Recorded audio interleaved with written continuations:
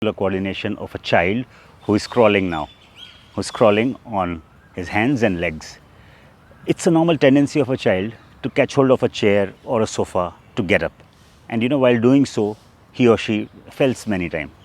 And as soon as he falls, the parents rush towards the child and they start cursing the chair, they start cursing the floor, and they say harp or whatever. But they never teach a child to get up all by himself. So the first thing that we should be doing is leave the child to himself. Allow him to give space to him.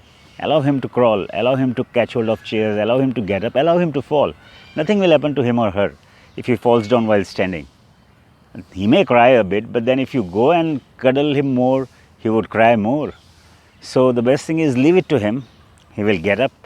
I just tell him, yeah, you can get up. Nothing has happened to you. I'll give you an incident.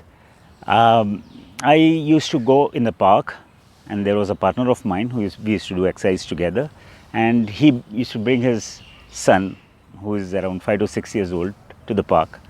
And then there is a children playing area where the son used to go and play. And one day he fell from a height of not more than 3 feet, and as soon as he fell, the mother and father, they rushed towards him and they started cuddling him, and they started rubbing the wound without knowing what the injury is.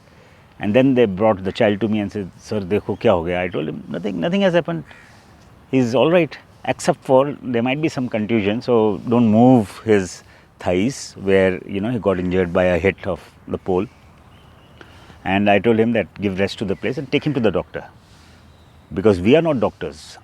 We can give first aid, and we should be knowing how to give first aid so that we don't worsen the situation and take the child to the doctor. And then I told him, why do you pamper your son so much? Let him fall, he will get up himself, and I don't think there's any big injury. He didn't fall on his head, or that man started saying, agar aapka bachcha hota to aapko pata chalta. Then I told him that my son fell from first floor on the head, and got his bone fractured and his eyeball rotated on one side. I quickly took him to the doctor, and then there were so many other complications. It took 6 months for the child to recover from the fracture, but still the eyeball was on the side. Then I took him to one of the good doctors in Delhi, and he told me that he has damaged his optic nerve, and the eyeball which is rotated, we will correct it by doing a squint surgery. Suppose if my son's injury was fatal, then do you think I would have stopped him from playing? So these are a few things which I would like to tell you, that if you want to develop a neuromuscular coordination of your son, daughter, right from early childhood, then give space to him or her. And then you are in a hurry to, make a son or daughter walk. Okay, that's okay. But I'm absolutely against things like babysitter, where, the child is walking and his legs, his toes are not reaching the ground. And then there are so many postural disorders in the child. So stop doing that. We are not in a hurry. We should allow the child to crawl. We should allow the child to fall. We should allow the child to get up. And then one more thing which nowadays people are talking a lot about, immunity. Now what happens is, when the child is small, when he's crawling, he has a tendency to, eat mud or some particles which are lying on the floor. That's absolutely fine. I would strongly recommend that when you send your son or daughter to a kindergarten, or when you take him or her to the park, you should allow him to play with the mud, the grass. As I told you, the essence of neuromuscular coordination. Once he starts playing with mud, grass, his muscles starts learning. He would respect the environment more, instead of keeping him aloof from the environment and then teaching him about environmental studies, etc., that environment is so important. But if he himself experiences the feel of the grass, the mud, and he plays in it, he develops his coordination more. He develops his sense of environment more. So this is a part of it, how to develop a neuromuscular coordination in a child. So when you allow your child to play in mud, and just leave your child to himself or herself, let him move and play around in the mud. As I was driving today to this place, I saw a labor working, and the child was sitting on a sand playing, and neither the parents were much concerned about what child was doing. I mean, they had an eye on the child. They are much more educated, because if we do not allow our children to play in mud or play with grass and plants, it's very difficult in the later stage to make them love the environment. Similarly, make them play with the pet, which if he plays with the pet, he develops a love for animals, and love for animals and the environment is so very important. So this is one part: a child sitting in an AC room and a child playing in a park. Who will develop more immunity? I mean, it's common sense. I don't have to do research for it. If you're sitting in nowadays, I'm seeing children with the masks on. I mean, small child with a mask on. Obviously, the third wave would attack the children. A child needs a lot of oxygen for growth and development. His lungs, his body, his every cell requires a lot of fresh air. And if you put the child in the house, putting a mask on, and then and you don't move him out in fresh air, then I'm sure that he's not going to develop as he should have.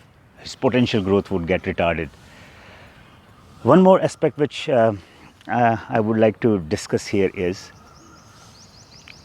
I was on deputation with the Organizing Committee Commonwealth Games, Delhi 2010.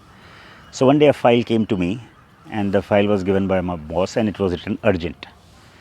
So when I was reading that file, I didn't have any solution to it, so I just slept over it. I said, let me sleep over it, next day, tomorrow I'll see. And the next day I was seeing the file, and I still didn't get anything.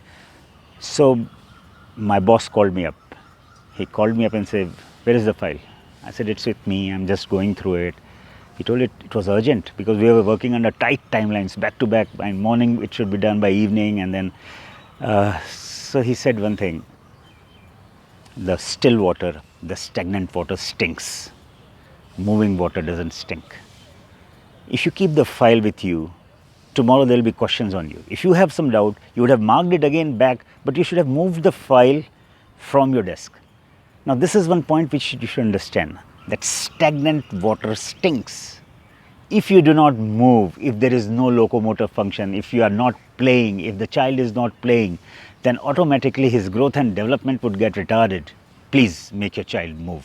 I remember I'm a proud product of St. Paul's School, Mala Road, Kota, Rajasthan.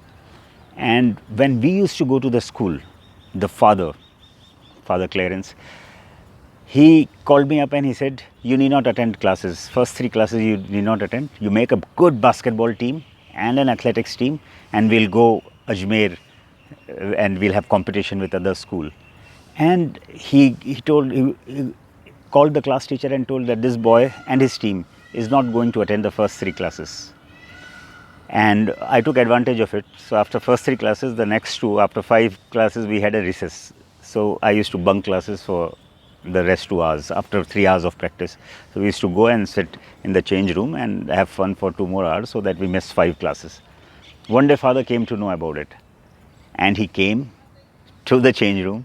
He caught hold of me with my hair and brought me right at the place of assembly, where everyone could watch now. And he started caning me right on my calves in front of everyone. And then he told me, you duffer, you come to my principal's office. And then he left. So I was really scared that I will be suspended or something like that. And when I entered his room, he said a thing which changed my life. He told me, what is your age? I said, I'm going to be 17. He said, at 17, the Boris Baker won the Wimbledon title, and you are bunking classes? And then he kept his hand on my shoulder and he said, prepare a nice team, a nice sporting team. We'll go to Ajmer and we'll beat them there. And I'll give you liberty to have the selection of the team, etc., etc. So that was what we went through.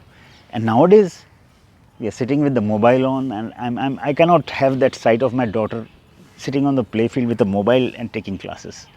Please, the school authorities, please give time for the personality development.